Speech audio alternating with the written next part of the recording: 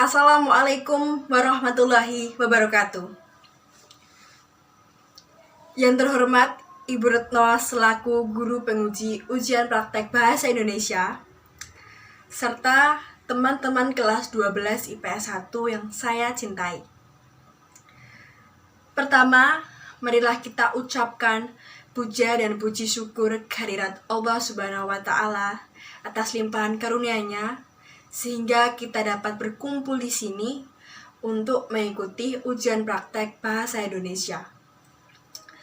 Kedua, sholawat dan salam kita ucapkan kepada Nabi Muhammad SAW yang telah memimpin kita dari zaman kegelapan menuju zaman yang terang benderang, yakni ajaran agama Islam.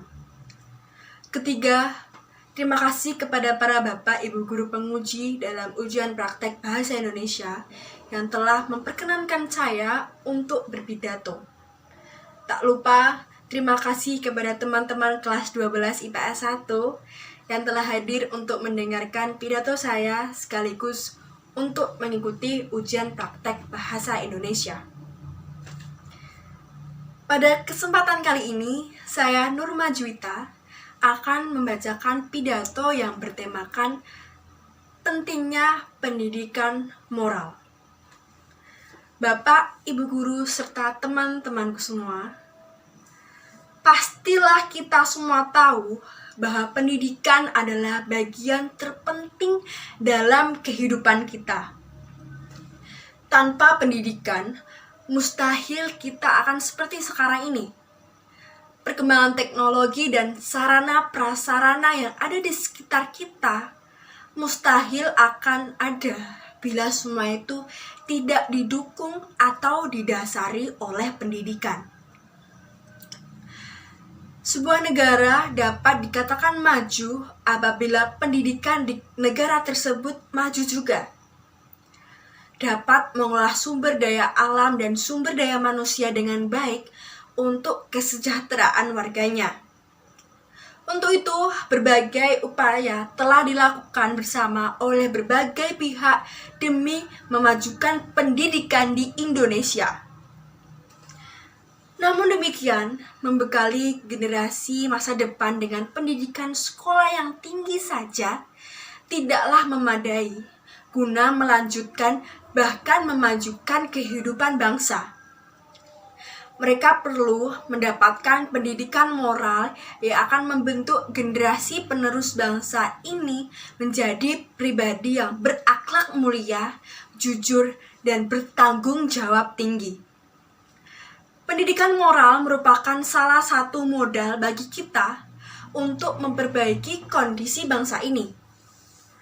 Kesadaran dan rasa tanggung jawab yang tinggi akan menjadi tiang dan pondasi keutuhan bangsa ini. Hadirin yang berbahagia, kita tentu menyadari bahwa keterpurukan suatu bangsa dapat disebabkan oleh rusaknya moral segelintir warganya. Bisa jadi rusaknya moral disebabkan oleh warga itu sendiri yang tidak dapat mengontrol dirinya sendiri dengan keimanan dan ketakwaan kepada Sang Pencipta. Fakta menunjukkan bahwa generasi penerus bangsa membutuhkan pembinaan moral, terutama dari keluarga dan pihak sekolah. Hal ini tercermin dari berita yang mengungkapkan bahwa warung-warung internet dari kota-kota besar maupun kota-kota kecil sebagian besar dikunjungi oleh para pelajar dan mahasiswa, termasuk anak-anak sekolah dasar dan menengah pertama. Akan tetapi, ternyata mereka tidak menggunakannya untuk mencari informasi atau mempelajari hal-hal yang positif, tetapi menggunakannya untuk mendapatkan hal-hal yang negatif, seperti salah satu contohnya pornografi. Tentu fakta ini sangat meresahkan bagi banyak pihak, terutama para orang tua dan guru. Sedangkan fakta tentang runtuhnya etika kejujuran yang dikhawatirkan akan terus berlanjut sudah menjadi berita yang tidak asing didengar, seperti korupsi, penyuapan, dan hilangnya supremasi hukum, dan masih banyak lagi. Internet juga menjadi salah satu gerbang masuknya budaya-budaya asing yang kadang tidak sesuai dengan budaya kita.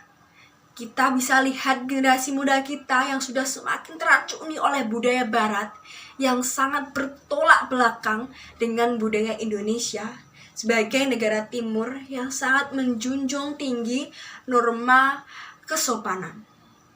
Kita bisa lihat pemuda-pemudi kita yang seperti sangat bangga menggunakan pakaian yang serba minim yang sebenarnya tidak sopan menurut budaya kita. Bapak, Ibu guru, beserta teman-teman yang berbahagia,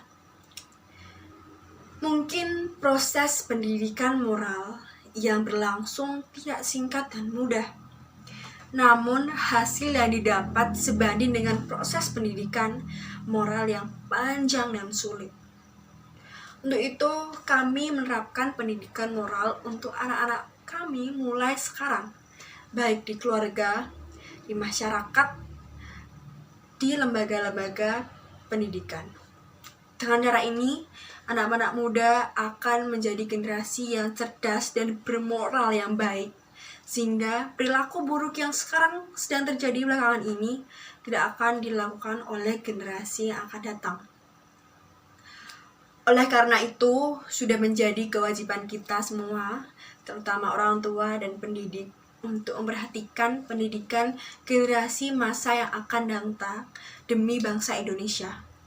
Tidak hanya pendidikan umum saja, tetapi yang lebih penting pendidikan moral dan pembinaan keimanan dan ketakwaan kepada Sang Pencipta, agar generasi penerus bangsa berkepribadian luhur dan memiliki idealisme yang tinggi. Dengan demikian, kemajuan dan kesejahteraan bangsa diharapkan dapat segera terwujud. Hadirin yang berbahagia, demikianlah yang dapat saya sampaikan.